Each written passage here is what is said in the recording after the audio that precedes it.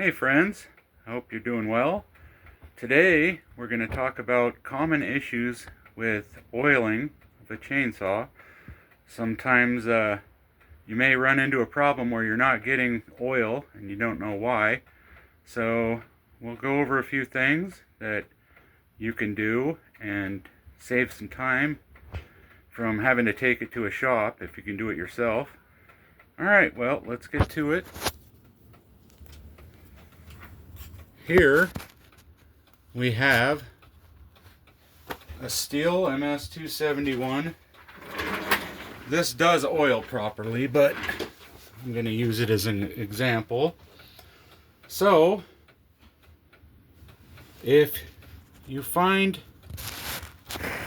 that after a little bit of use your chain keeps getting loose, some things you can check. First, make sure you have bar oil. Two reasons this can happen. One, if your chain is dull. Well, there's more than that, but these are the most common. A dull chain will loosen up quickly from the heat, and a chain that's not getting oiled properly. So we'll go over a few things from easiest to most difficult that you can actually do yourself. So we'll take the bar nuts off.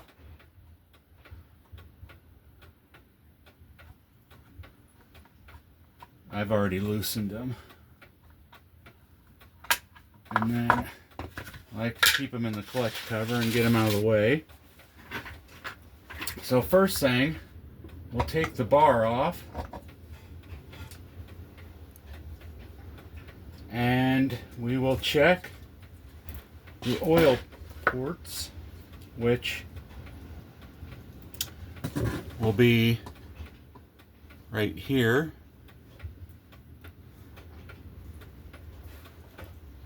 That's where the oil will come from the oil, or come through the groove and push down through there, which will bring it up into your channel where your drivers sit, and that'll pull it forward to oil. Now if something's not working, it won't do that.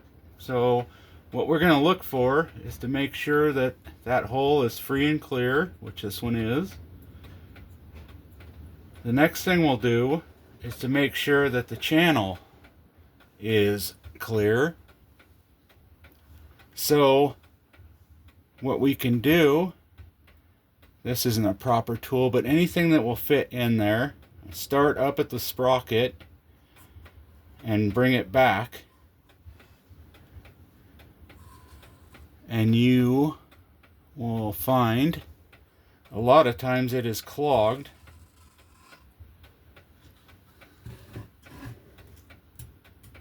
with oily sawdust. Do both sides, starting at the sprocket again. Okay, so once we've checked that, and just a side note, your oiling port is on both sides of the bar so that you can rotate it. Say you just sharpen your chain, you'll want to rotate your bar each time so you don't develop wear patterns on it. Save your bar, last a lot longer. Okay, next thing we'll do is take it outside and start it and confirm that we are getting oil from the pump. So I will meet you out there. Okay, so what we'll want to do is start the saw and confirm that we are getting oil. So we'll do that, and then I'll just show you, because you probably won't be able to hear me talking over the wind in the saw. So let's get that.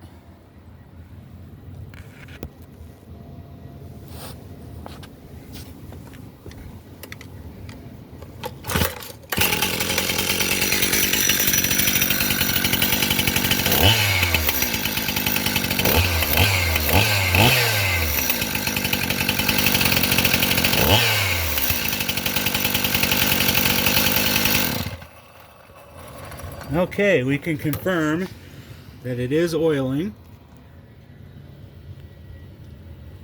So that's not a problem. Alright, so now that we've confirmed all the easy stuff, now we'll go in for the more difficult.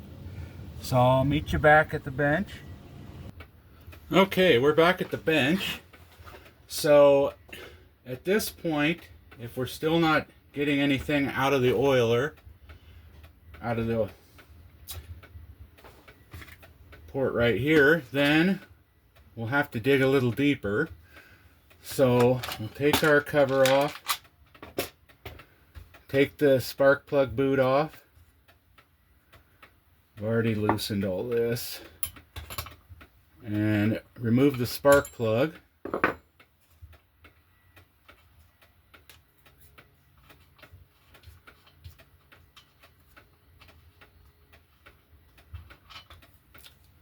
Keep everything together.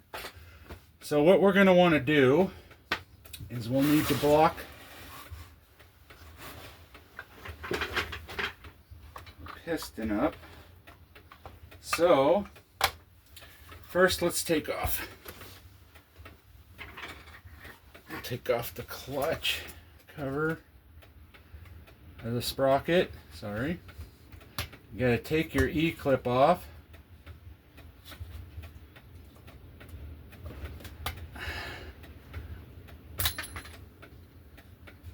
And your washer.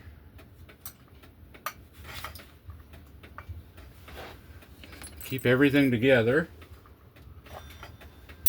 So there's your sprocket. There's your bearing. Keep that clean. Then we have your clutch right here.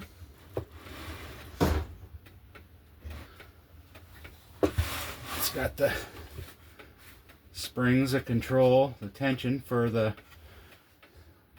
thing to open up and catch inside there. To spin it, that's how it actually spins. So good time to look in here and make sure everything is tight before you do anything, just because you're already in here. And that's all good. So what you'll want to do, they do make a piston stop. I just don't use them because I've had one go through the top of a piston and it wasn't a good deal. So what I do is I use rope. You'll want to make sure that you've come up. You do not want it to get stuck in the muffler, because when you bring it up, it will be wedged in there. So just get it up in that hole. Gonna fill it up in there.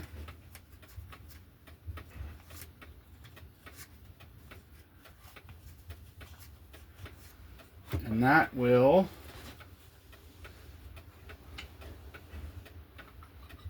make sure that it's now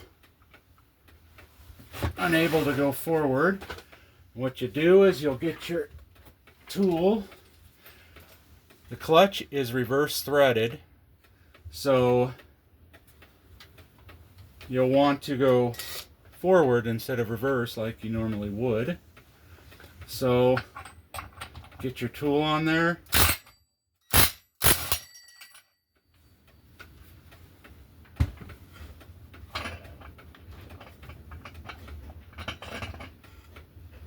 And there, your clutch comes off. Then you have a washer.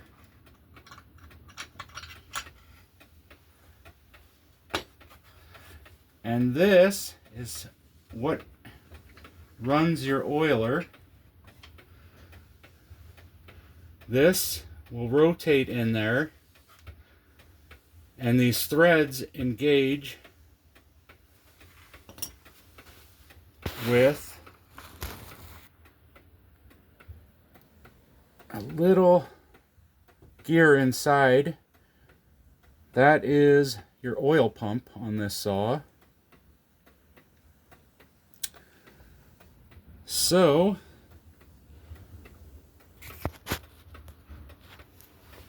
we've looked at all this, checked it, made sure everything's good.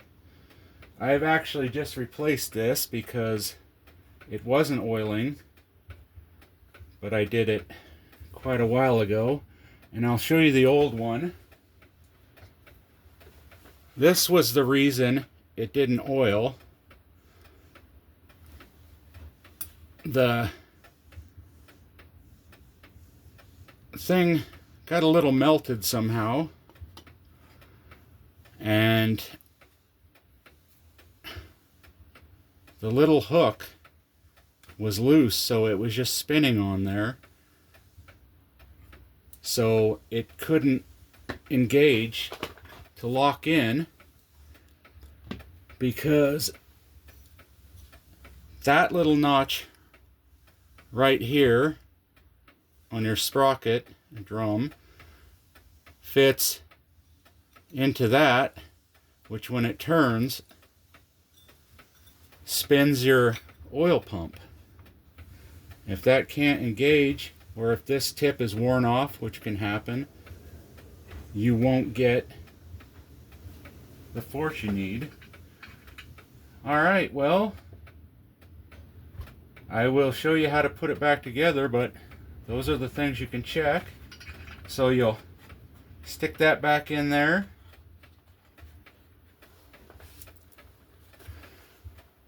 Your washer will have a label on it that says top, so you know that goes out towards you. Remember, this is reverse threaded, so to stick it back on, you'll go the opposite of what you'd normally do.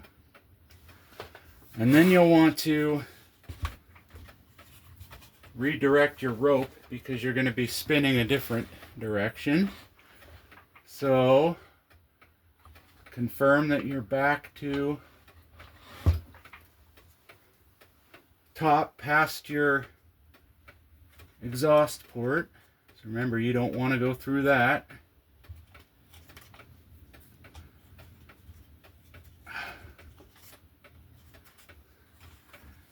Get it in there. I'm going to force it in and confirm that it's going to stop it again.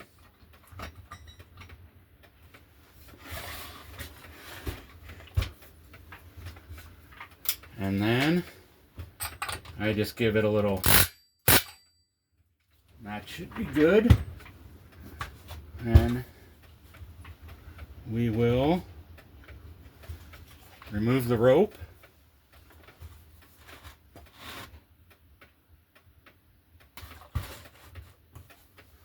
Okay, next thing you want to do is put your bearing on. Make sure that you grease it. A little grease every time is good maintenance, because everything's riding on that.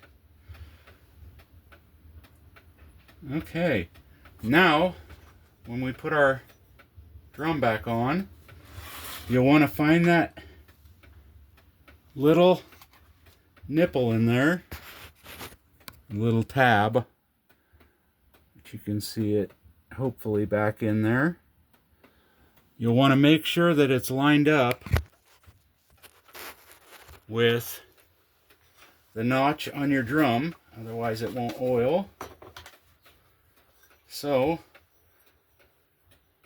you'll confirm that it goes in on it. Some of them have a little mark here, so you can line it up and make sure that it spins freely. Then we'll put that on.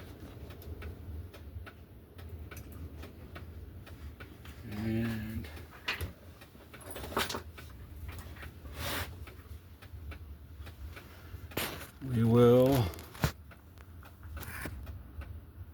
pop that back into place. Make sure everything still works. And there you go. Just put it back together how you took it apart. And hopefully that fixed any problem you had. Alright, well, thanks for stopping in again. Hope you have a great day. Be kind. Try and help someone if you can. Be a friend. And like and subscribe if you think it was worth it. Have a great day.